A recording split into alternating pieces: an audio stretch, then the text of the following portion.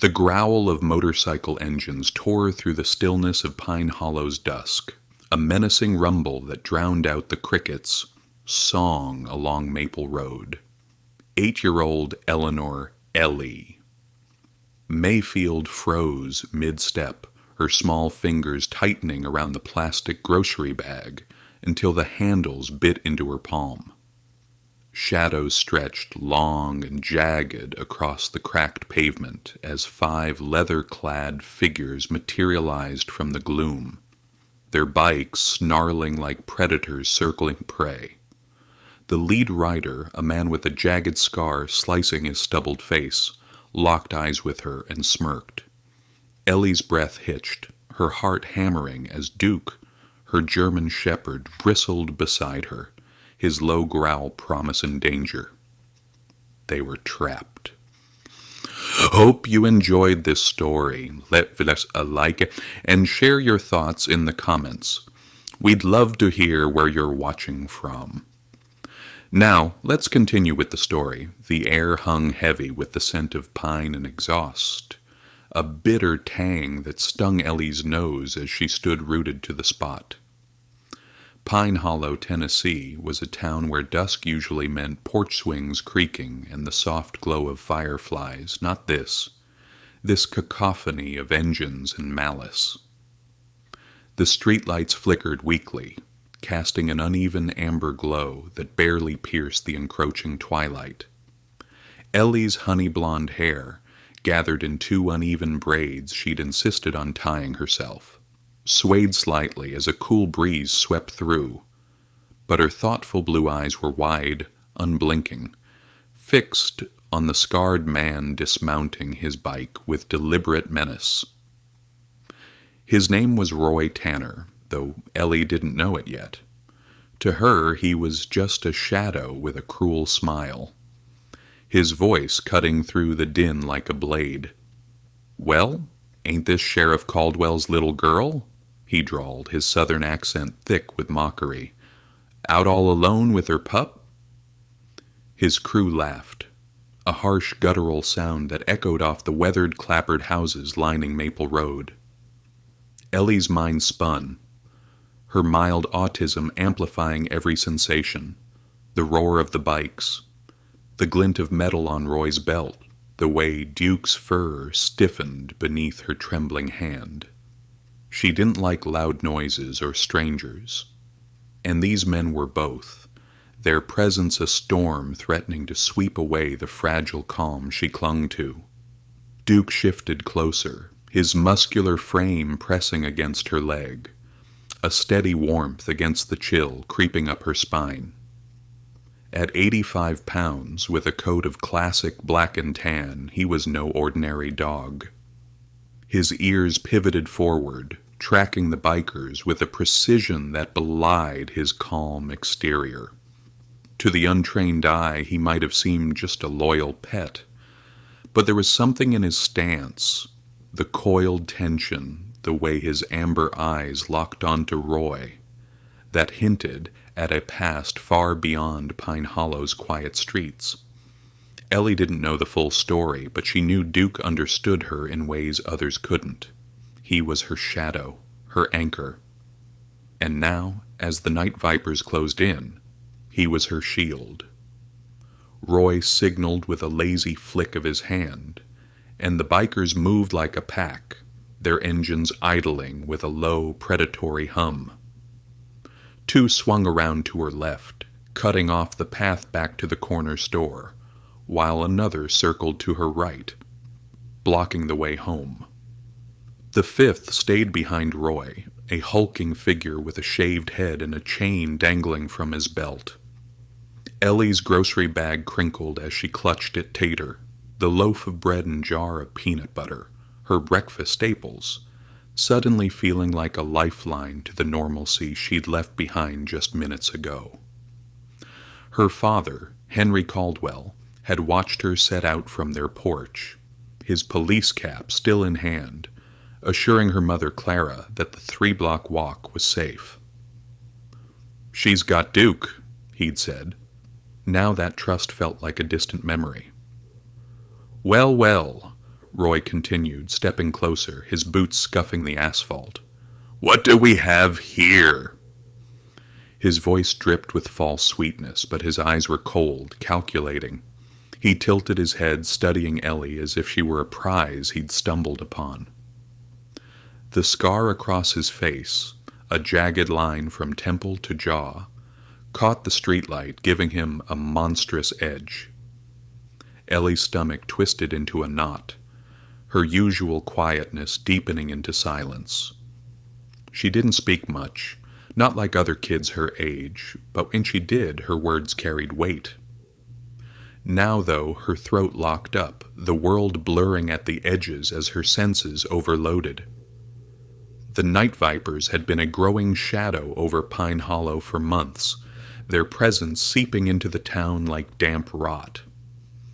Once, this place had been a postcard of southern charm. Rolling hills framing a main street of mom-and-pop shops, a white-steepled church tolling Sunday bells, and neighbors who waved from generous front yards. But hard times had crept in. The sawmill had downsized, the textile plant shuttered, and with them went jobs, hope, and the innocence of unlocked doors. The opioid crisis had followed, leaving hollow-eyed faces and petty crimes in its wake. And then came the vipers, motorcycle engines roaring through the night, whispers of drugs and intimidation trailing behind. They'd never targeted a child before, but Roy's smirk told Ellie this was no random encounter. Duke's growl deepened, a rumble that vibrated through her fingertips where they rested on his back. He stepped forward, positioning himself between Ellie and Roy, his head lowering as his lips peeled back to reveal sharp teeth. It wasn't the frantic bark of a family dog. It was controlled, deliberate. A warning born of years of training Ellie couldn't fully comprehend. Roy faltered for a split second, his hand pausing near his waistband where a pistol's outline pressed against his leather jacket.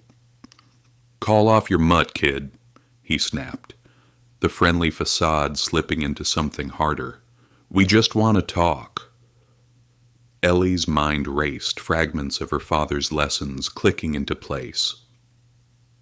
"Bad people wear skull patches," Henry had told her once, pointing out the night viper's insignia in a grainy photo at the station. "Stay away from them." The skull on Roy's jacket glared at her now, its empty eyes mirroring the threat in his stare. She wanted to run, to scream, but her legs felt like lead. Her voice trapped behind the wall of noise and fear. Duke's presence was the only thing keeping her from crumbling, his warmth a tether to the world she knew. One of the bikers, Eddie Voss, a wiry man with a predator's grin, dismounted and took a step toward her. "She's just a kid, Roy," he said, his tone more eager than cautious. "Let's grab her and go." Duke's growl escalated, his body coiling as if ready to spring.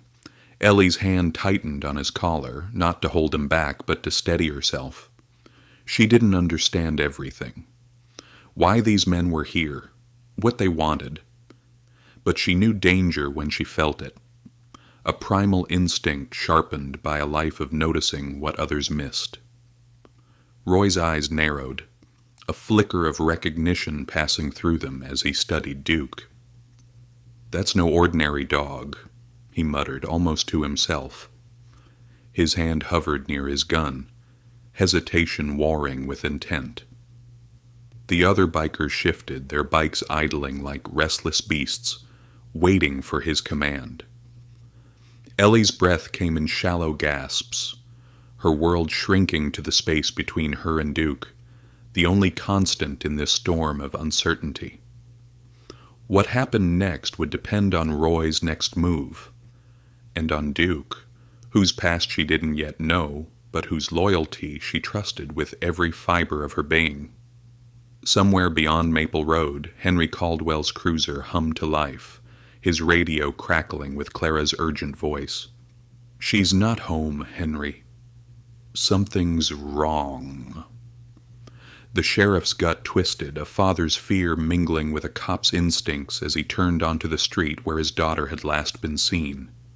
Ellie didn't know it yet, but help was coming. Whether it would arrive in time was another question entirely, one that hung in the air as thick as the dusk, swallowing Pine Hollow whole. The warehouse loomed like a hulking shadow against the gray dawn, its rusted walls trembling under the staccato of gunfire that shattered the stillness. Inside, Chief Deputy Samuel "Sam" Grayson crouched behind a stack of crates, his breath ragged as he barked orders into his radio.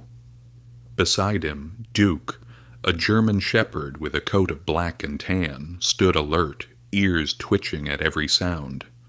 A rookie officer froze in the doorway, bullets ricocheting around him, and Sam acted without hesitation. He shoved the young man to safety, stepping into the fatal hail himself. Duke lunged at the nearest gunman, teeth sinking into flesh, but a bullet grazed his shoulder. As Sam fell, Duke stood guard over his body, blood seeping into his fur. A loyal sentinel until backup arrived. That day, 6 years ago, marked the end of Duke's life as he'd known it. The K-9 training facility in Knoxville had been his proving ground, where Sam, tall, weathered, with a voice that carried quiet authority, had molded him into one of the region's finest police dogs. Duke's natural aptitude shone through every drill, sniffing out narcotics hidden in car trunks, tracking scents across muddy fields, subduing padded assistants with surgical precision. "This one's special," the head trainer had told Sam, watching Duke execute a complex command without a flinch, even as simulated gunfire blared. They'd been a team for 2 years, racking up 12 apprehensions and 15 drug busts, their partnership a seamless dance of trust and instinct. Sam's colleagues marveled at it. "Like they share a brain," one had said, but it all unraveled in that warehouse. The raid had been routine, or so the intelligence claimed. A fentanyl stash hidden in Pine Hollow's outskirts, a chance to stem the opioid tide drowning rural Tennessee. But the intel was wrong, catastrophically so. Former military contractors guarded the place, armed with automatic weapons and a kill-first mindset. When the tactical team breached the entrance, they walked into an ambush. Sam's sacrifice saved the rookie, but Duke couldn't save Sam. The shepherd took down one shooter, then returned to his fallen handler, snarling at anyone who approached, friend or foe, until the K-9 unit commander coaxed him away. Sam was gone, and Duke's shoulder wound, though it healed, left scars deeper than flesh. In the weeks that followed, Duke changed. The dog who'd once bounded through training with joyful focus became unpredictable. During evaluations, he'd complete courses flawlessly, then snap at sudden movements. A maintenance worker with a broom, a handler's quick gesture, his trust shattered by the chaos of that night. 3 handlers tried to rehabilitate him, but Duke refused to bond, his amber eyes distant, searching for Sam in every face. The department deemed him unfit for service, a liability with unpredictable aggression triggers. Euthanasia loomed, a final verdict for a hero whose record included saving lives. But fate, or perhaps something softer, intervened. Ellie Mayfield entered Duke's story on a humid afternoon at the K-9 facility, her small frame dwarfed by the kennel's steel bars. Henry Caldwell, Pine Hollow's sheriff and Sam's protege, had brought her along only because their babysitter canceled. He'd never intended for her to meet the traumatized shepherd slated for termination, but Ellie wandered down the row, stopping at Duke's enclosure. The dog who'd growled at seasoned handlers sat perfectly still, his gaze locking onto the quiet girl with uneven braids and thoughtful blue eyes. He's sad because his friend died, she'd said, her voice unusually direct, pointing at Duke. He thinks it was his fault. Henry, stunned, asked how she knew. Sam's death wasn't public knowledge. Ellie shrugged. I can see it in his eyes. He needs us. What followed was nothing short of a miracle. Duke transformed in Ellie's presence, his rehabilitation accelerating once the Caldwells arranged visits. Trainers couldn't explain it. The same dog who'd lunged at professionals melted into gentleness with this child, her calm mirroring his own. 3 months later, after retraining and evaluation, Duke retired from service and joined the Caldwell household, his bond with Ellie deepening into something extraordinary. Clara, a nurse with a practical streak, had resisted at first, worried about an aggressive animal near their special needs daughter. But Henry saw kindred spirits in their wounds, Ellie's autism, Duke's trauma, and insisted. Time proved him right. Now in the fading light of Pine Hollow's present, Henry sat behind his desk at the sheriff's station, rubbing his salt and pepper hair as he stared at a stack of case files. Each folder held a story of a life teetering on the edge, teenagers lost to addiction, veterans like Calvin Brooks, slipping through the cracks.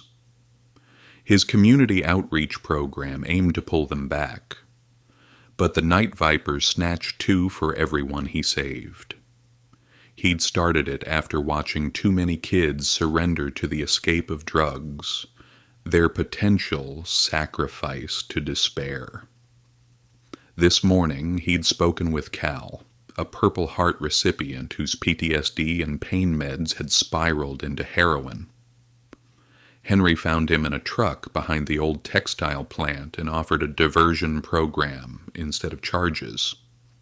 You served your country, he'd said. Let it serve you now. His phone buzzed, snapping him from his thoughts. Clara's text glowed on the screen. Ellie's not back yet. Henry's chest tightened. She'd left for the corner store, 3 blocks away, Duke at her side, a trip he'd approved to build her independence. The store was visible from their porch on Dogwood Lane, a straight shot down Maple Road. He'd watched her go, her hand resting on Duke's back, the morning sun catching the golden strands in her hair. It was just past 6 now, dusk settling in, and she should have been home 15 minutes ago.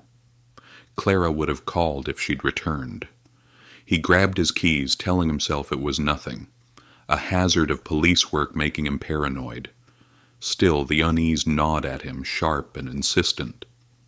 Henry stepped outside, the station's fluorescent hum fading as the evening air hit him. Cool, thick with the scent of pine and distant wood smoke. Pine Hollow had once been a haven, a place where kids roamed free until streetlights flickered on. Now its quiet streets hid shadows he couldn't ignore. He climbed into his cruiser, the engine rumbling to life, and turned toward Maple Road. Ellie was out there, with Duke, his daughter and the dog who'd survived more than most men. But as the dusk deepened, a father's fear whispered that even Duke might not be enough against the darkness creeping closer. Roy Tanner leaned against his custom Harley at the abandoned gas station off Highway 41, the leather of his jacket creaking as he lit a cigarette. Twilight draped Pine Hollow in a bruised purple haze, the hills beyond the town swallowing the last of the day's light. His crew, 4 men in worn cuts emblazoned with the night viper's skull, lounged nearby, their bikes gleaming dully in the gloom. Roy's scarred face twisted into a scowl as he flicked ash onto the cracked asphalt. "We've got a shipment coming tonight," he announced, his voice low and hard. "Suppliers are twitchy after that bust in Crossville. No complications, understood?" His eyes, cold as the steel at his hip, swept over his men, daring dissent. Roy carried himself with the menace of a man who danced on both sides of the law and liked the darker side better. Once a deputy under Sam Grayson, he'd been a rising star until Henry Caldwell's testimony exposed his corruption, kickbacks from dealers, evidence gone missing. The scar across his face, a prison yard souvenir, had become his trademark in Pine Hollow, where the night vipers ruled through fear. He hated Henry with a bone-deep grudge, blaming him for his fall, and tonight he saw a chance to settle scores. His gaze settled on Travis Holt, the mayor's 25-year-old son, whose styled hair and designer sunglasses clashed with his reaper patch. "Your dad's still at that dinner with the county commissioner?" Travis nodded, shifting his weight. "Yeah, country club till 10. He's pitching re-election funds." His voice carried the unease of a rich kid playing outlaw, lured by the Viper's power but untested by their violence. Roy smirked. "Perfect. Keeps the heat off, while we move product." He turned to Cal Brooks, the newest Viper, a former Army Ranger whose 1,000-yard stare hid a growing conflict. "Cal, your lookout at North Bridge. Stay sharp." Cal's nod was stiff, his trembling hands, PTSD and withdrawal, fumbling for a cigarette. 6 months ago, he joined when VA benefits dried up, the gang's drugs easing the agony in his shattered leg. Now the cost felt too steep. Eddie Voss, a wiry enforcer with a shaved head and a chain at his belt, cracked his knuckles, grinning. "What's the play, boss?" Roy exhaled smoke, his mind churning. The shipment was big, enough to cement their hold on Pine Hollow's underworld, but Henry sniffing around threatened it all. Then, over Eddie's shoulder, he saw her, a small figure on Maple Road, a German shepherd at her side. Recognition hit like a punch. "Well, would you look at that?" he muttered, eyes narrowing. "That's Caldwell's kid." Ellie Mayfield moved with careful steps, her focus on avoiding pavement cracks, the grocery bag swinging lightly. Duke trotted beside her, his head swiveling to scan their surroundings, every muscle primed. Eddie followed Roy's gaze, a predatory edge creeping into his voice. "All alone except for that dog. Caldwell's getting sloppy." Roy's expression hardened, a plan snapping into place. "Gentlemen," he said, straightening, "we just found our insurance policy. If Henry's poking into our business, having his precious girl as a guest might make him back off." Travis shifted, unease flickering across his face. "Kidnapping a kid, Roy? That's a line. My dad can only cover so much." Roy's head snapped toward him, his glare silencing protest. "Ain't no kidnapping," he lied, though his tone suggested otherwise. "Just a friendly chat. Keep her comfy a few hours while we handle tonight's job. She'll be home by morning, and Henry'll learn to mind his own damn business." He turned to Cal, whose face had paled. "Problem, soldier?" Cal met his eyes, memories of Afghan children he'd shielded flashing through his mind. "No," he said, the lie bitter on his tongue. "Good." Roy mounted his bike, the engine roaring to life. "Follow my lead." We cut her off at the corner. Travis circled behind to block her. "Eddie, grab the kid if the dog gets frisky." The bikes thundered onto Maple Road. A coordinated pack closing in. Ellie felt the vibration before she heard it, the mechanical growl slicing through her fragile calm. She stopped, her hand tightening on Duke's fur, the sensory assault, noise, movement, strangers, threatening to overwhelm her. Duke tensed beside her, his military precision kicking in as he tracked the approaching threat. Roy pulled across her path, the others fanning out to encircle her. The noise swallowed her world. Her grocery bag a flimsy shield against her chest. "Well, hello there, little Miss Caldwell," Roy said, killing his engine and swinging a leg over his bike with calculated ease. "Shopping all by yourself? That don't seem safe." Duke moved instantly, planting himself between Ellie and Roy, a low growl rumbling from his chest. Not a pet's warning, but the controlled aggression of a trained K9. His stance shifted, muscles taut, ready to act. Roy hesitated, a flicker of doubt crossing his scarred face as he sensed something more in the dog's bearing. Ellie's eyes widened, her father's warnings about skull patches ringing in her ears, but her voice stayed locked inside, leaving Duke as her only defense against the twilight's encroaching shadows. The twilight air thickened with menace as the Night Viper's motorcycles roared around Ellie Mayfield, their engines a deafening cage on Maple Road. 8-year-old Ellie stood frozen, her small frame dwarfed by the leather-clad figures circling her like vultures. Roy Tanner's scarred face loomed closer, his smirk a cruel slash in the dim streetlight glow. "Call off your mutt, kid," he snarled, his hand hovering near the pistol at his waist.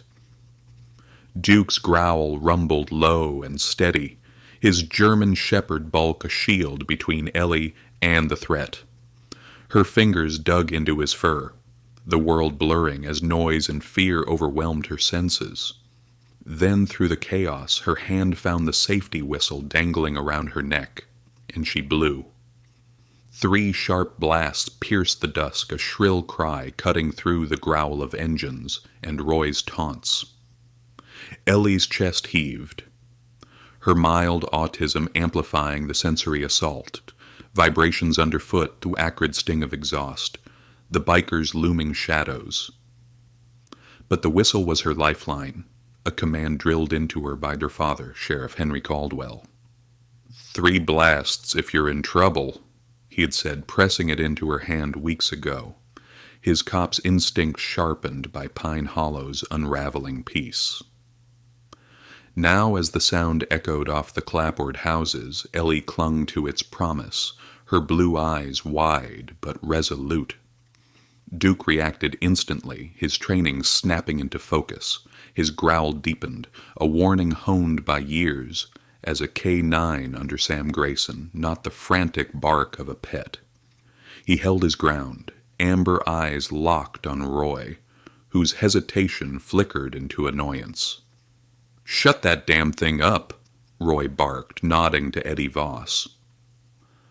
The wiry enforcer stepped forward, his chain clinking at his belt, but Duke shifted, teeth bared, forcing Eddie to freeze mid-stride. Ellie's grip on the whistle trembled, her breaths shallow as she fought the urge to curl into herself. A reflex she'd battled since she was old enough to feel the world's edges too keenly. Across town on Dogwood Lane, Clara Caldwell stood at the kitchen sink, her nurse's hands paused over a dish, as the faint whistle reached her through the open window. The sound was distant, carried on the evening breeze, but it hit her like a gunshot. Her heart lurched. Ellie. She dropped the plate, water splashing onto the counter, and snatched her phone. "Henry," she said when he answered, her voice tight with controlled panic. "I heard the whistle. She's not home." On the other end, Henry's cruiser swerved onto Maple Road, his knuckles white on the wheel. "I'm almost there," he replied, siren blaring as dread coiled in his gut. The whistle meant danger, and he'd let her walk alone with only Duke to guard her. Back on the street, Roy's patience frayed. "Enough of this," he muttered, drawing his pistol with a fluid motion. The barrel glinted under the streetlight, aimed not at Ellie, but at Duke, whose growl escalated into a snarl.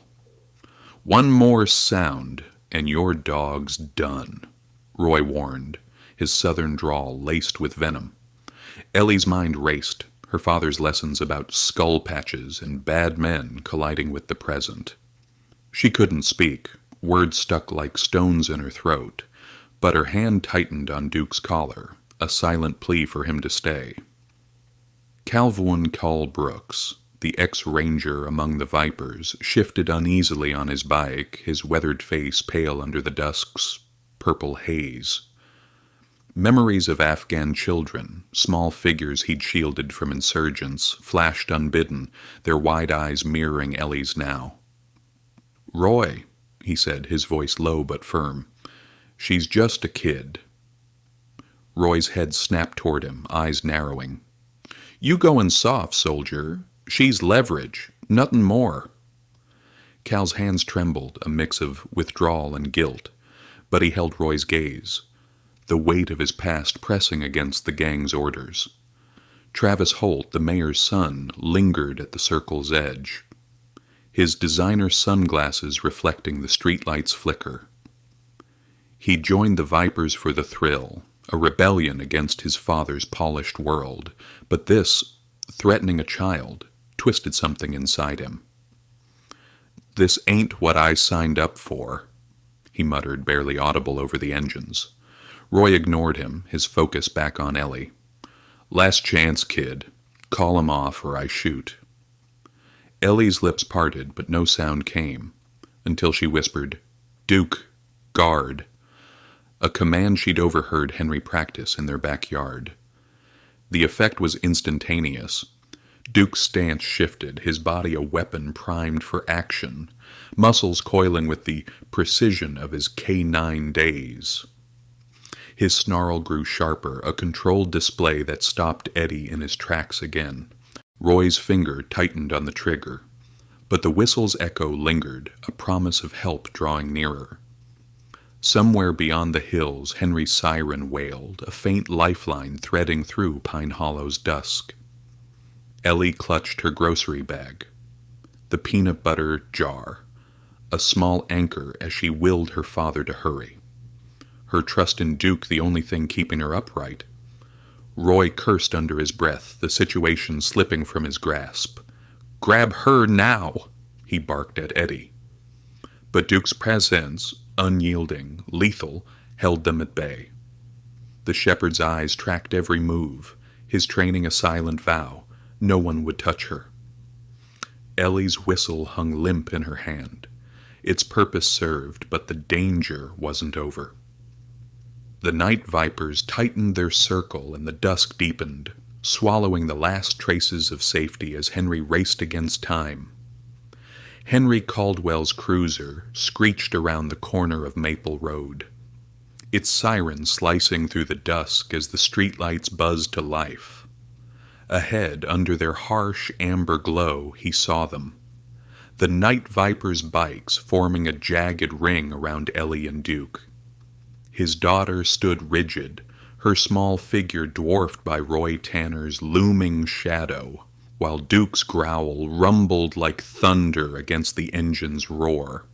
Roy's pistol glinted, aimed at the shepherd, and Henry's heart slammed against his ribs.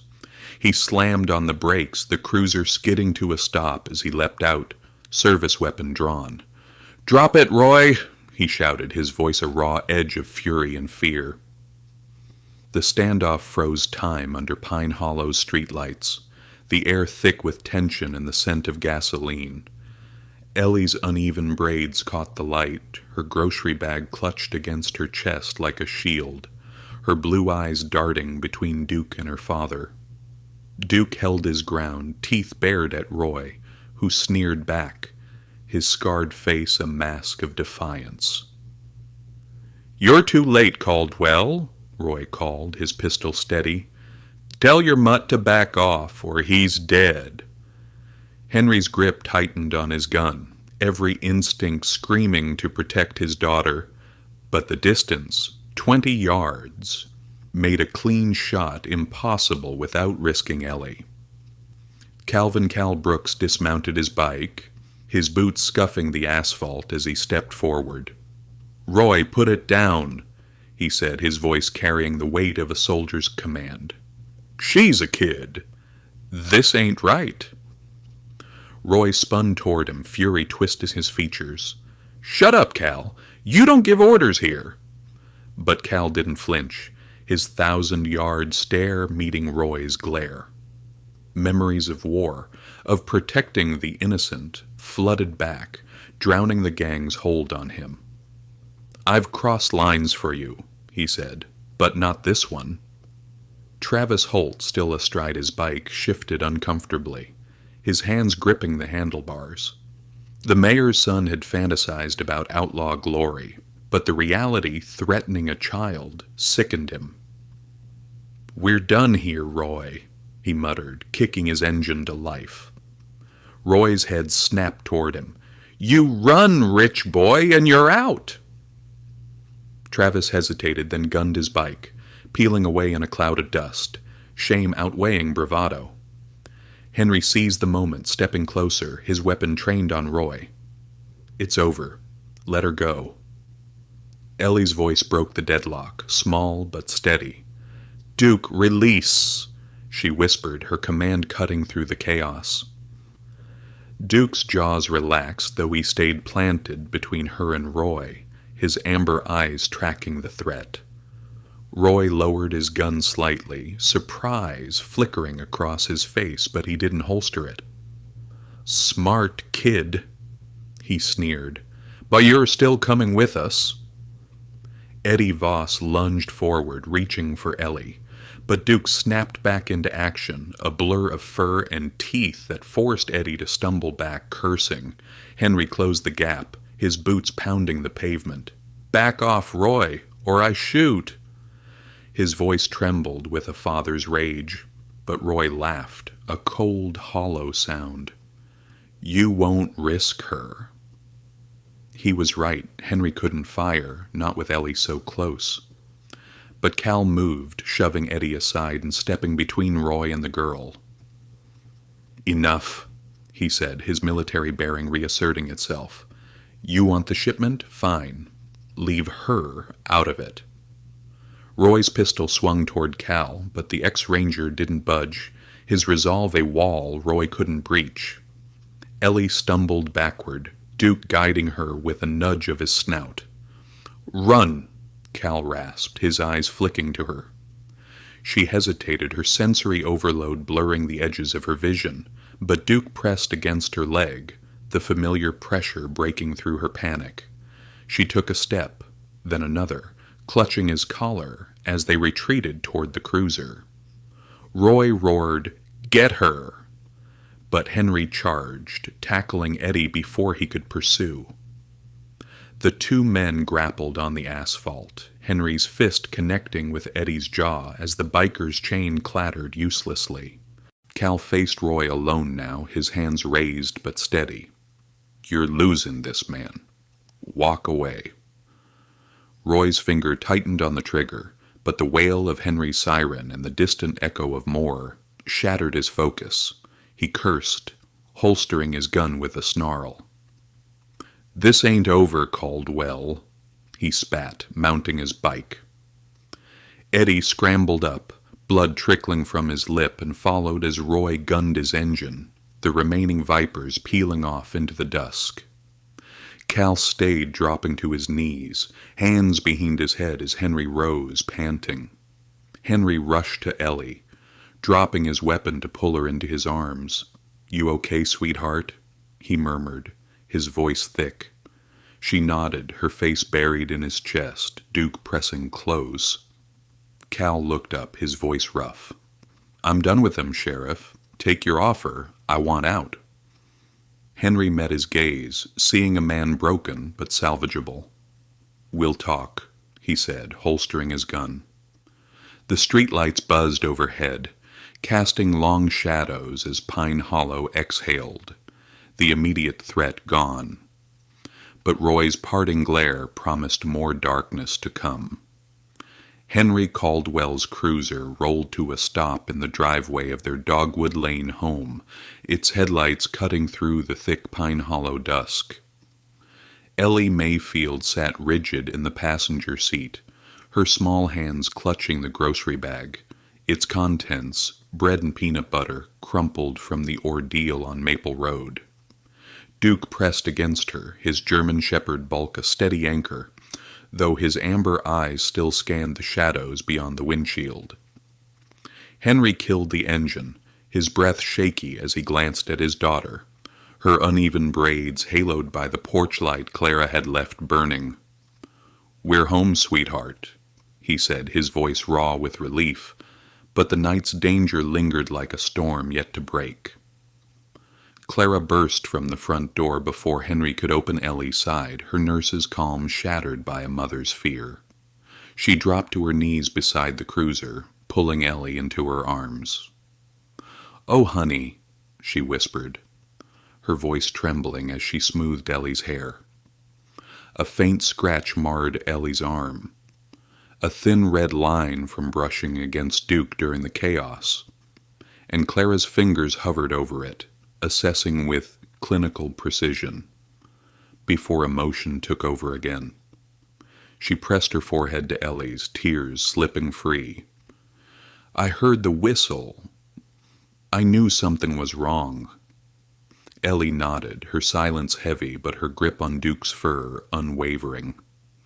Henry rounded the car, his sheriff's badge glinting faintly as he knelt beside them. "She's okay, Clara," he said, though his own hand shook as he touched Ellie's shoulder. "Duke kept her safe." The shepherd's tail thumped once against the seat, a muted acknowledgement, but his vigilance didn't waver. Clara looked up, her hazel eyes meeting Henry's, and a silent understanding passed between them. Duke was no longer just a dog, but a guardian, who'd faced down the night vipers to protect their daughter. She reached out, stroking Duke's head, her fingers lingering on his ears. "Good boy," she murmured, a concession to the trust she'd once withheld. Inside, the Caldwell home smelled of pine cleaner and the faint sweetness of Clara's iced tea, a sanctuary against the night's chill. Ellie settled on the couch, Duke curling at her feet, his massive frame a barrier between her and the world. Henry fetched a blanket, draping it over her shoulders, as she stared at the grocery bag, now on the coffee table. "They wanted to take me," she said at last, her voice small but steady, each word chosen with the careful weight of her 8 years.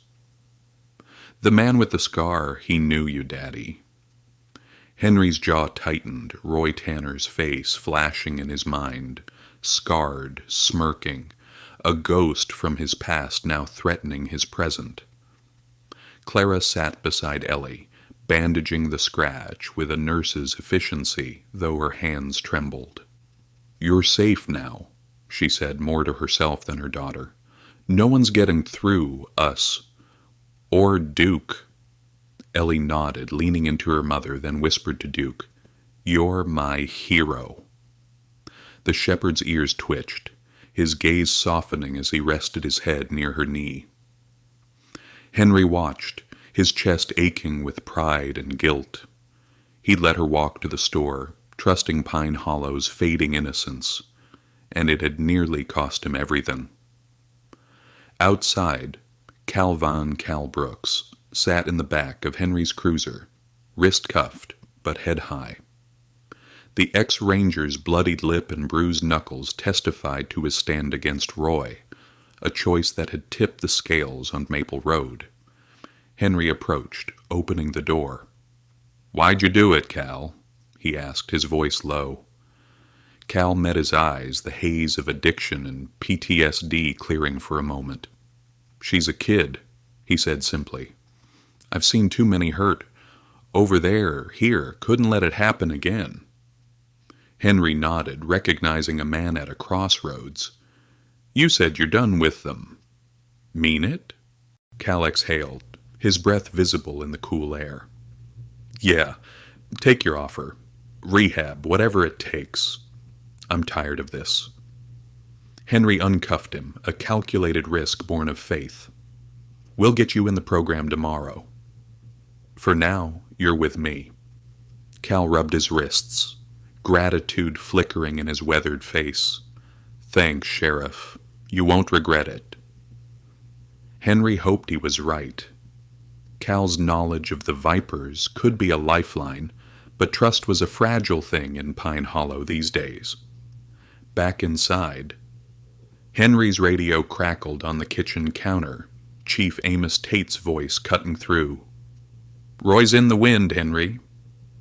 State police are setting roadblocks, but he's slippery."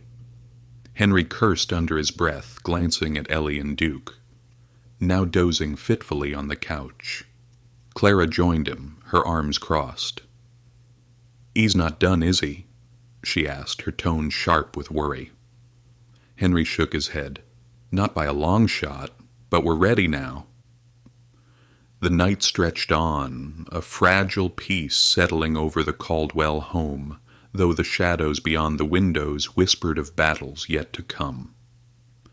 Henry Caldwell stood in the dimly lit sheriff's station, the fluorescent buzz overhead a stark contrast to the darkness pressing against Pine Hollow's windows. Chief Amos Tate leaned over a cluttered desk, his weathered face etched with 25 years of law enforcement, as he spread out a file marked with Roy Tanner's name. "He's not just some thug, Henry," Amos said, tapping a faded photo of Roy in a deputy's uniform, his scar absent but his smirk unmistakable. "He was Sam Grayson's first K-9 partner, 3 years before you came along." Henry's breath caught, the pieces of Roy's hatred snapping into focus like a bullet chambering. The revelation hit Henry like a punch to the gut. Sam Grayson, his mentor, Duke's handler, had been Roy's tether to legitimacy once. The file detailed their time together, a top K-9 team in the county, Roy's raw ambition paired with Sam's steady hand. But Roy's greed soured it. Kickbacks from dealers, evidence tampered with, until Sam reported him. A misconduct hearing followed, and Henry's testimony as a rookie deputy sealed Roy's reassignment. "He never forgave me," Henry muttered, rubbing his salt and pepper hair. "Or Sam. And Duke—" His voice trailed off, the shepherd's amber eyes flashing in his mind. Amos nodded, pulling another document. "Roy got transferred, then quit a year later. Prison hardened him, scars from a shiv fight. When he came back to Pine Hollow, he brought the Vipers with him." Henry's gaze drifted to the window, where the hills loomed black against the night sky. Roy's grudge wasn't just about the corruption case. It was personal, a vendetta stretching back to Duke's arrival, when Sam replaced Roy with a dog who'd outshine him. And now Ellie had become the target, a way to strike at both Henry and Duke's legacy. Back at home, Clara tucked Ellie into bed. Duke sprawled across the floor like a sentinel. The girl's small voice broke the silence. "Daddy said Duke was a police dog once. Did he fight bad guys like tonight?" Clara smiled faintly, brushing a braid from Ellie's forehead. "He did, honey. With a man named Sam, your dad's friend. Duke was the best." Ellie's brow furrowed, processing. "Then why'd he stop?" Clara hesitated, her nurse's practicality warring with the truth. "Sam got hurt, bad, and Duke couldn't stay without him. But he found us instead." Ellie nodded, satisfied, and whispered to Duke, "You're still the best." Henry returned to the station after dropping Cal at a safe house, his mind churning. Amos handed him a coffee, black and bitter. "Cal's talking," the chief said. "Says Roy's got a big play tonight. A shipment's just the cover. The real target's our evidence locker." Henry's cup froze halfway to his lips. "The Whitaker case," he realized aloud. A year ago, he'd busted a local businessman laundering cartel money through antique furniture, seizing gems hidden in table legs, uncut emeralds worth millions. "Roy knows my access codes," Henry said, dread pooling in his stomach. "He's after them." Cal's voice echoed in Henry's memory from earlier that night. "He bragged about it, said he'd take what's yours." Amos frowned, his lined face grim. If he gets those gems, he's gone for good, and he'll burn Pine Hollow down to do it. Henry paced, the weight of Roy's plan settling in. Ellie's attack wasn't random. It was a distraction, a personal jab to keep him off balance while Roy moved. "We need to lock down the station," Henry said. "Call in every deputy." Amos nodded, already reaching for the radio, but a call interrupted them. Cal from the hospital. "Sheriff!" Cal rasped over the line, his voice tight with pain. "Vipers hit me, roughed me up bad. They know I talked." Henry's grip tightened on the phone. "Where are you?" "Pine Hollow Medical," Cal replied. "I'm okay, but you need to move fast. Roy's not waiting." Henry cursed, glancing at Amos. "He's escalating. I've got to get to Ellie." The chief clapped his shoulder. "Go. I'll handle the station." Henry bolted for his cruiser, the night closing in as Roy's shadow loomed larger, a threat tied to Duke's past and Ellie's future. The antiseptic hum of Pine Hollow Medical Center buzzed beneath the flickering fluorescent lights as Henry Caldwell burst through the emergency entrance, his boots squeaking on the linoleum. Calvin Cal Brooks lay on a gurney in a curtained bay, his face bruised and swollen, an IV snaking from his arm. "They jumped me," Cal rasped, wincing as he shifted. "Roy's men knew I talked." Before Henry could respond, the hospital doors slammed open and Roy Tanner stormed in, pistol in one hand, a black device in the other. Behind him, Eddie Voss and two helmeted Vipers blocked the exit, their shadows stretching menacingly across the waiting room. "Nobody moves!" Roy shouted, his scarred face twisted with rage. "Caldwell! I know you're here!"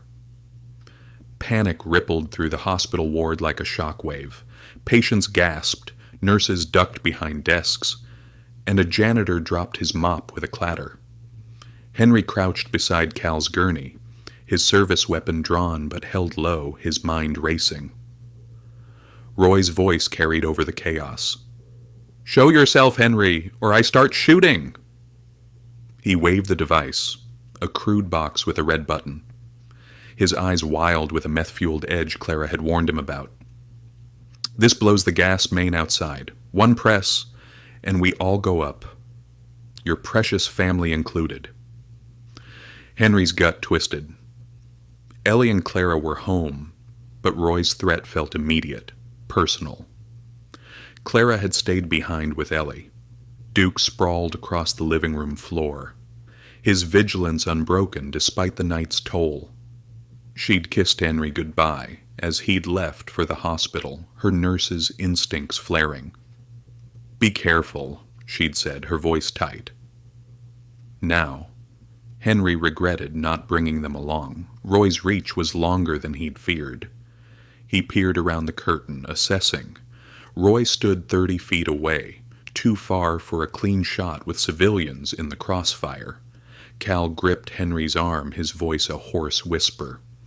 "He's got a plan. Evidence locker. This is a distraction." Ellie's absence didn't lessen the stakes. She was Roy's leverage, even from afar. Henry's radio crackled softly, Chief Amos Tate's voice cutting through. "Station's secure, Henry, but we've got a mole," Matthews confessed. "Roy's coming for the Whitaker gems." Henry cursed under his breath, the pieces clicking. Roy wanted his access codes, a key to millions in emeralds. But this hospital stunt, what was the play? He risked another glance. Roy's pupils were pinpricks, his movements jerky. Clara's warning about meth rang true, amplifying his danger. Back at home, Ellie sat cross-legged beside Duke, her small fingers tracing his fur as Clara paced the kitchen. The phone rang. Amos, updating her. "Roy's at the hospital," he said, his tone grim. Clara's heart sank, but she kept her voice steady for Ellie. "Stay safe, Amos. Henry's there." She hung up, glancing at Duke, whose ears twitched at the tension in her tone. Ellie looked up, her blue eyes sharp despite the hour. "The bad man's back, isn't he?" Clara nodded, kneeling beside her. "Daddy's handling it, honey. Duke'll keep us safe here." In the hospital, Roy's patience snapped. "Time's up, Caldwell!" He fired a warning shot into the ceiling, plastered dust raining down as screams erupted. Henry flinched, his finger itching on the trigger. But Cal's words held him back. Distraction.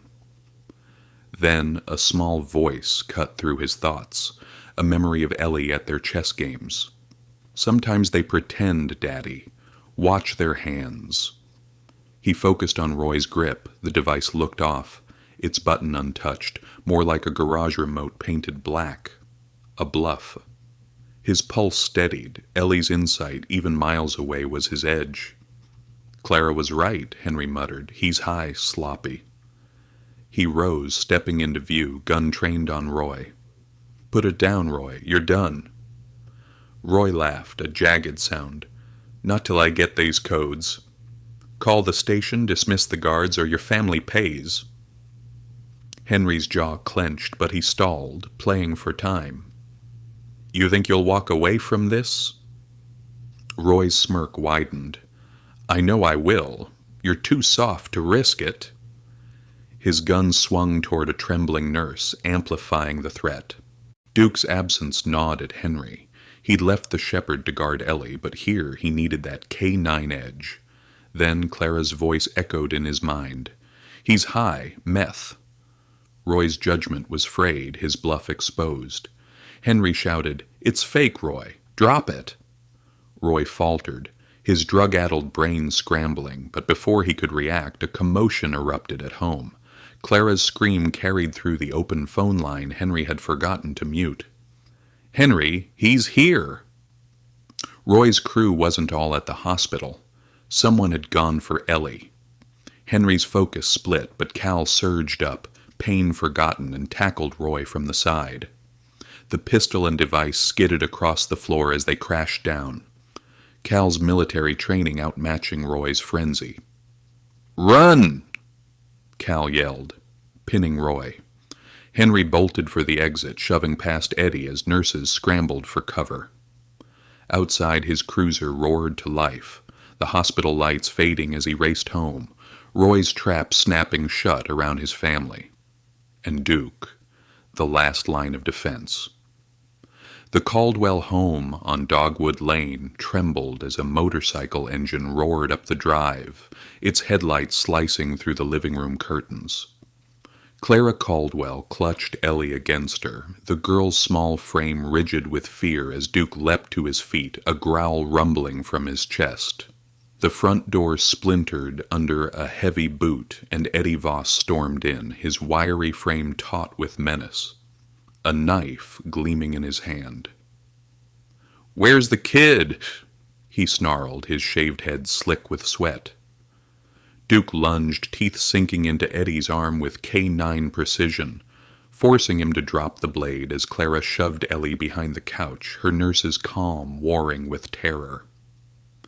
Pine Hollow's night thickened with chaos, the hills silent witnesses to the violence unfolding. Henry's cruiser tore down Main Street, siren blaring, his heart pounding, as Clara's scream replayed in his mind. He'd left Roy pinned by Cal at the hospital, but the Viper's reach had stretched to his home. Eddie, sent as a secondary strike while Roy played decoy. The radio crackled. "Henry!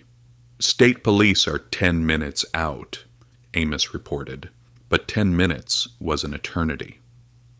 Duke was there, Henry told himself, clinging to the shepherd's strength as he swerved onto Dogwood Lane.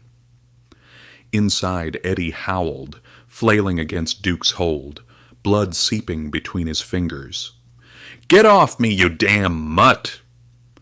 Duke's grip tightened, a technique perfected under Sam Grayson, immobilizing without mauling, a testament to his training.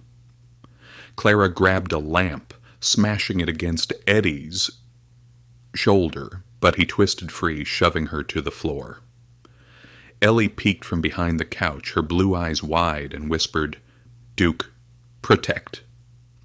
The shepherd released Eddie, repositioning between him and the girl, his snarl a wall of sound that froze the biker mid-step. Henry's cruiser screeched into the driveway, headlights illuminating Eddie's bike as he burst through the shattered door, gun drawn. "Drop it, Eddie!" he roared, seeing the knife on the floor and Clara scrambling to her feet. Eddie sneered, lunging for Ellie, but Duke exploded into action, slamming into him with 85 pounds of muscle and fury. Eddie crashed against the wall, winded, and Henry tackled him, pinning his arms as Clara rushed to Ellie. "You're okay, honey," she sobbed, pulling her close, though her eyes stayed on Duke, blood now staining his flank. Back at the hospital, Roy bucked under Cal's weight, his meth-driven strength surging. "You're dead, soldier," he hissed, landing a punch that cracked Cal's ribs. Cal grunted, holding firm until security swarmed, cuffing Roy as his fake detonator lay useless nearby. "Caldwell's finished," Roy spat. But the fight was draining from him, his crew fracturing. Travis gone, Eddie AWOL, Cal turned. Sirens wailed closer, state police closing in, and Cal slumped, blood trickling from his lip, his redemption sealed in bruises.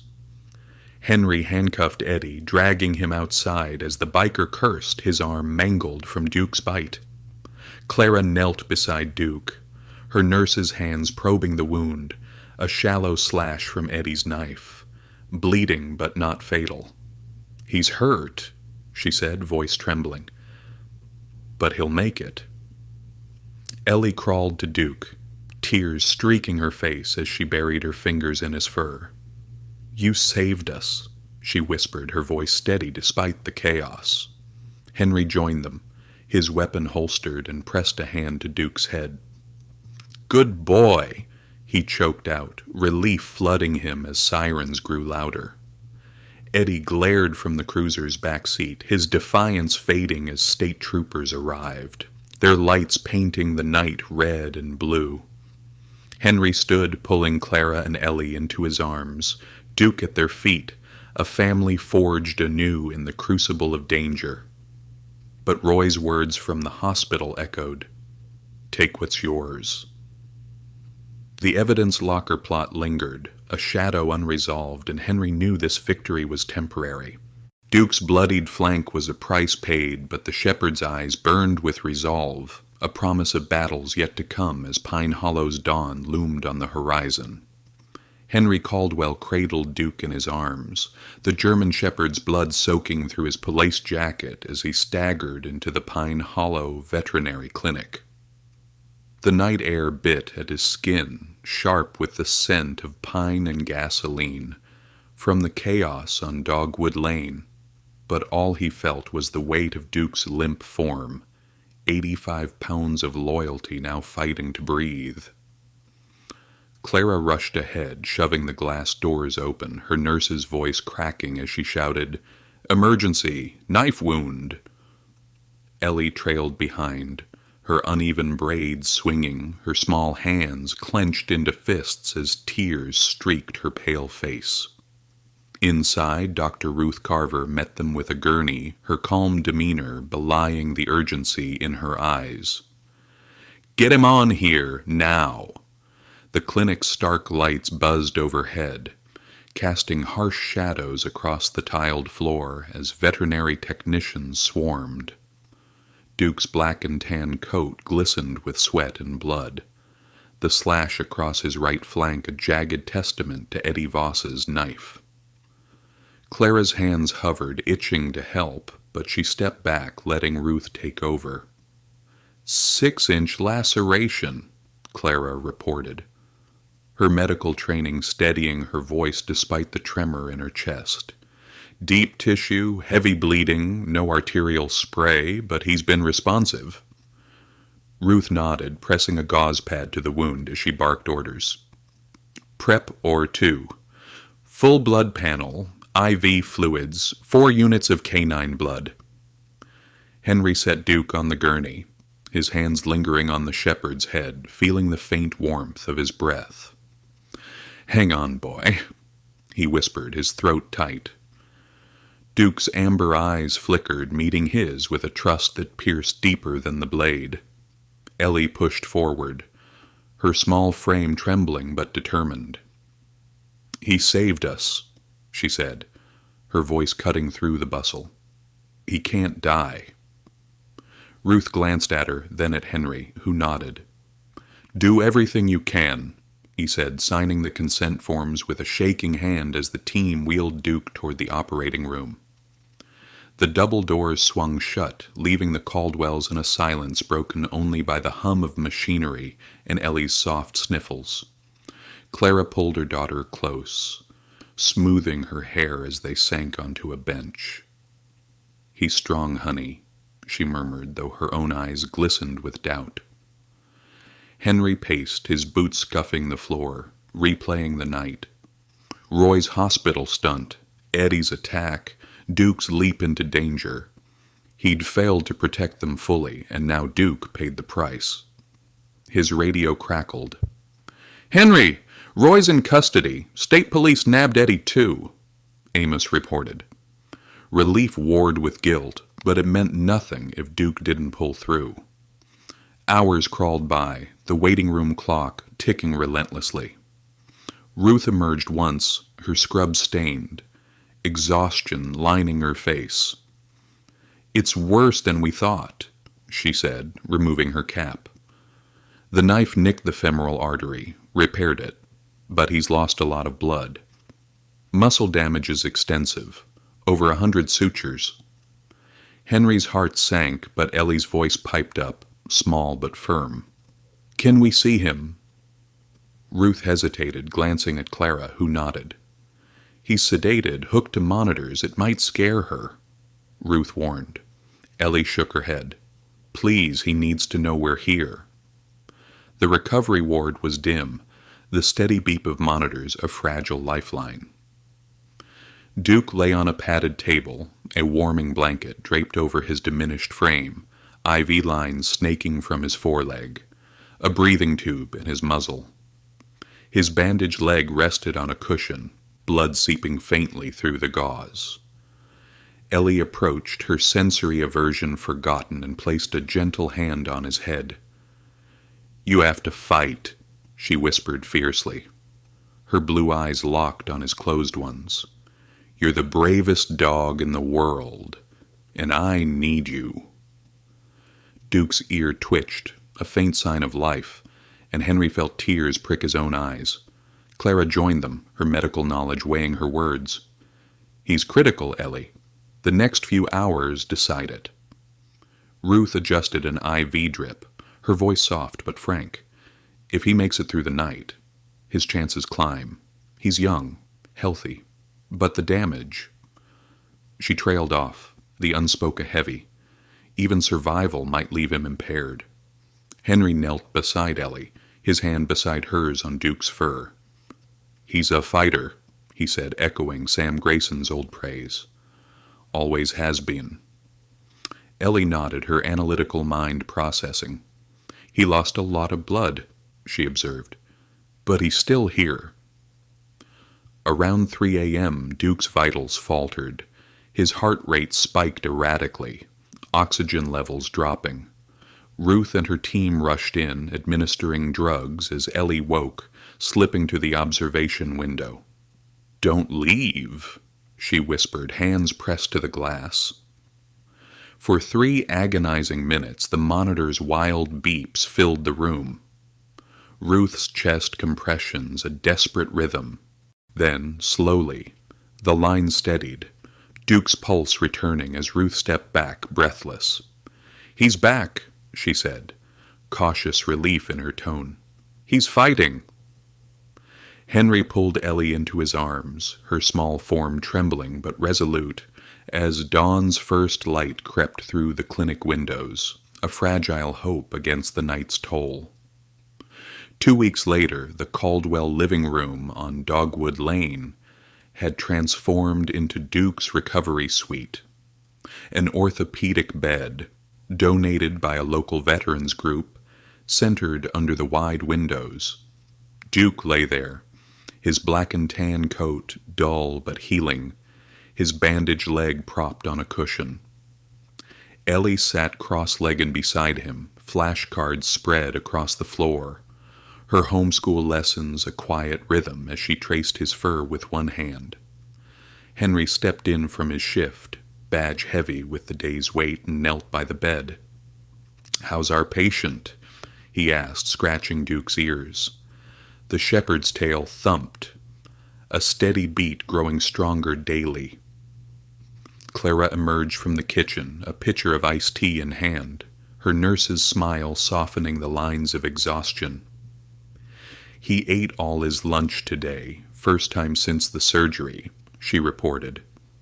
"Doctor," Ruth called. "His infection markers are normal. Muscles regenerating." Henry's shoulders eased, a rare lightness breaking through. "That's my boy," he said, his voice thick as Duke's amber eyes met his, alert and intelligent once more. Though he couldn't stand without aid, the shepherd tracked every sound, the creak of the porch, Ellie's soft humming, with the vigilance that had made him Sam Grayson's finest. Pine Hollow stirred back to life beyond their walls. Chief Amos Tate had dismantled the Night Viper's remnants, Roy and Eddie in jail, Travis Holt confessing to prosecutors, Cal Brooks in rehab. The mayor, humbled, funded youth programs, while the station purged its mole, Matthews, with Amos's iron hand. Henry's internal affairs review cleared him, exposing Roy's years of corruption, but the victory felt hollow without Duke's full recovery. Ellie looked up from her cards. "Mr. Jack's coming at 4, she said, her tone precise. "He's bringing the harness." Henry checked his watch. 20 minutes. "Better clean up," he replied, rising. Jack Larson arrived as promised, a retired DEA agent, with a weathered face and a duffel bag slung over his shoulder. He'd saved Duke during Sam's fatal raid, a story he'd shared after Roy's arrest, and now dedicated his days to training service dogs. "This harness is military grade," he explained, fitting it to Duke's frame with gentle hands. "Supports the hind leg while he rebuilds strength. Used it for combat dogs in Iraq." Duke stood, trembling, but upright, with Henry and Jack steadying him. His injured leg quivered, bearing little weight, but his pride shone through, a dignity unbroken by pain. Ellie watched, her analytical mind cataloging progress. "He's at 10% today, up from 7 yesterday," she noted, her gift for patterns catching subtle shifts. Jack smiled. "Sharp eye, kid. He's getting there."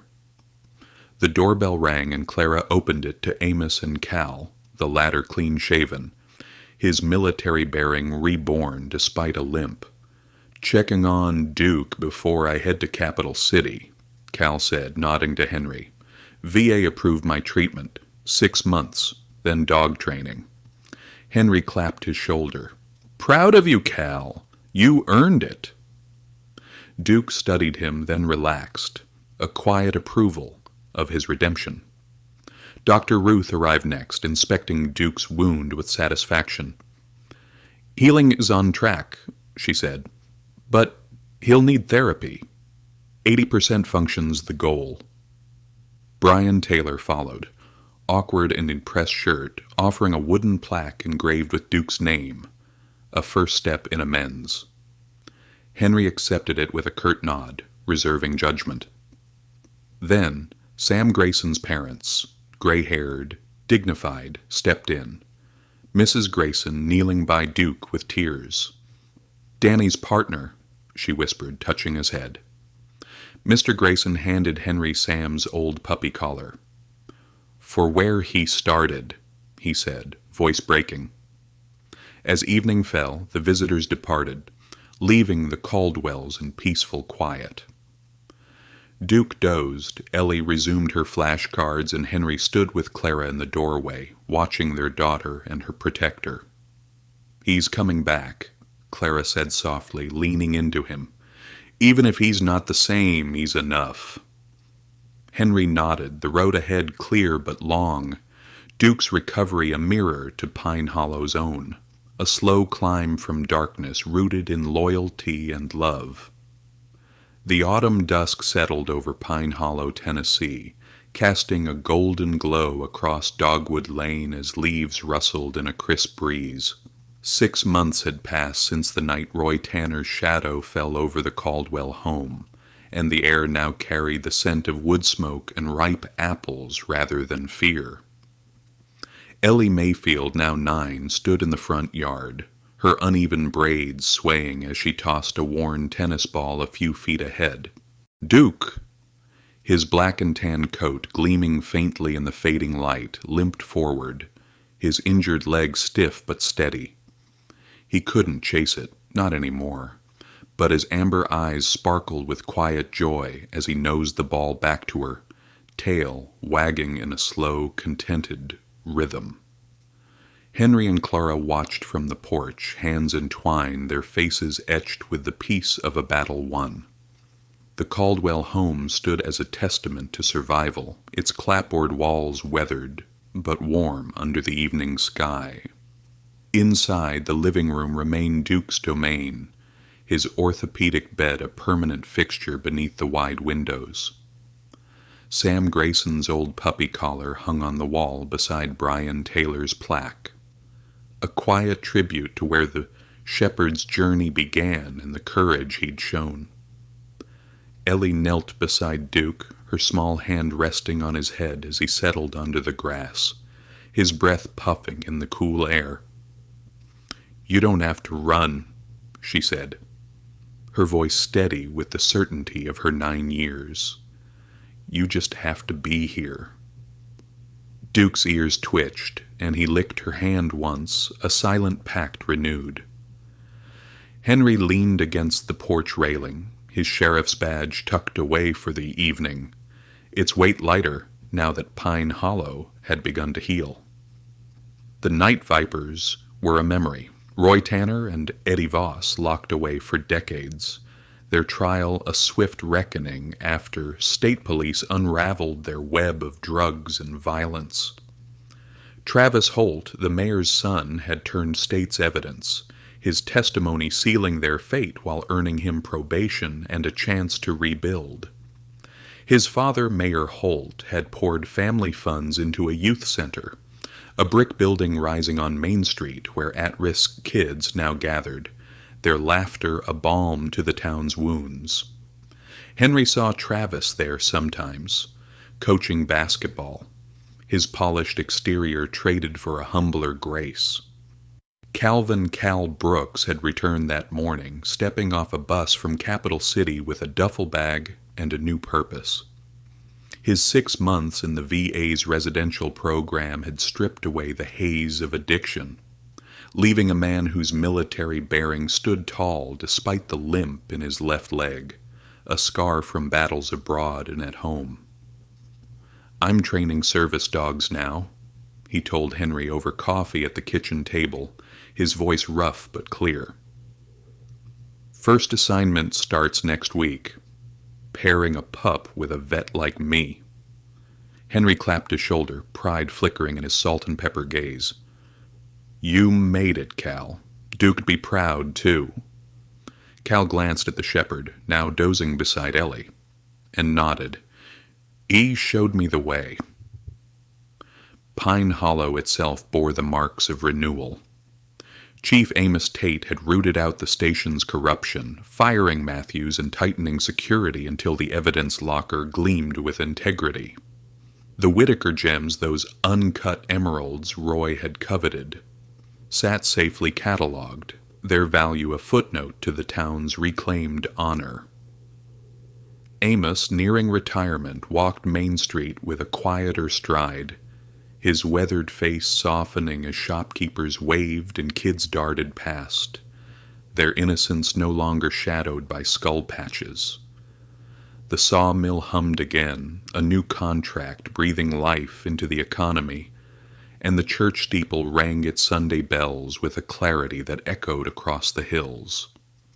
Clara stepped inside, fetching a quilt from the couch to drape over Ellie and Duke as the dusk deepened into twilight. Her nurse's hands, once trembling with fear, now moved with steady grace, a reflection of the strength she'd found in their ordeal. "Doctor, Ruth says he's at 75%, she told Henry, settling beside him on the porch swing. "With therapy, maybe 80, but he's enough as he is." Henry squeezed her hand, his calloused fingers tracing hers. "He's more than enough. Always was." Duke's recovery had been slow, weeks of bandages, months of limping, but his spirit remained unbroken, a mirror to their own. Jack Larson had become a regular visitor, his DEA days traded for a mission to heal dogs like Duke. He'd adjusted the harness monthly, watching the shepherd's strength return, and shared stories of Sam's raid, the anonymous tip he'd called the moment Duke spared him amid the chaos. "Most remarkable canine I ever saw," Jack said during his last visit, pressing a worn photo into Henry's hand. Duke guarding Sam's body, blood on his shoulder, a figure, Jack, crouching nearby. Henry hung it beside the collar, a silent nod to the past that had forged their present. Jack's latest gift, a reinforced leash, lay coiled by the door, a promise of walks to come. Ellie rose, brushing grass from her jeans, and joined her parents on the porch, Duke limping after her. She carried a notebook. Her homeschool lessons, now a mix of math and stories she wrote about Duke. Tales of a brave dog who fought dragons, her imagination weaving their truth into myth. "He's my knight," she said, settling between Henry and Clara, her analytical mind finding comfort in the narrative. "Even if he's hurt, he's still strong." Clara smiled, tucking the quilt around her. "He's our knight, honey, and you're his." Ellie nodded, resting her head on Duke's back as he lay at their feet, his warmth a steady pulse against the evening chill. The night deepened, stars pricking the sky above Pine Hollow's rolling hills. Henry reflected on the strange path that had brought Duke into their lives. A traumatized canine spared from euthanasia. A quiet girl who saw his pain. A family tested by darkness. Roy's vendetta had nearly broken them, its roots tangled in Sam's death and Duke's legacy, but they'd emerged whole, their bonds forged anew. He glanced at Clara, her hazel eyes catching the starlight, and felt a truth settle in his bones. Sometimes courage came wrapped in fur, walking on 4 legs, offering protection without condition. Ellie's breathing slowed, her small form curling against Duke as sleep claimed her. Henry rose quietly, fetching a blanket from her room to drape over her where she lay on the porch floor, Duke's head resting beside hers. The shepherd's eyes met his in the dimness, a silent communion between protectors sharing the same duty. Duke's tail wagged once, a faint motion, and Henry whispered, "You watch over her, huh?" The shepherd's gaze held steady, a vow unbroken by scars or time. "I will, always." Clara joined Henry at the railing, her arms slipping around his waist as they watched their daughter and her guardian. "We saved him," she said softly, "and he saved us, over and over." Henry nodded, his throat tight. Sam knew what he was doing, pairing us with him. "Duke's more than a dog. He's family." The night stretched on, a peaceful quiet enveloping Pine Hollow, its streets no longer haunted by roaring engines or whispered threats. The town had reclaimed its heart, and the Caldwells their home, each step forward a testament to resilience and love. As the stars wheeled overhead, Henry thought of the women who'd listened to this story, women like his own mother, who'd lived through wars and losses, finding solace in tales of loyalty and hope.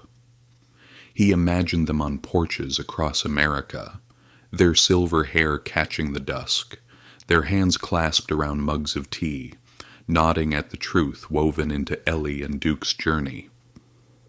Courage didn't always roar.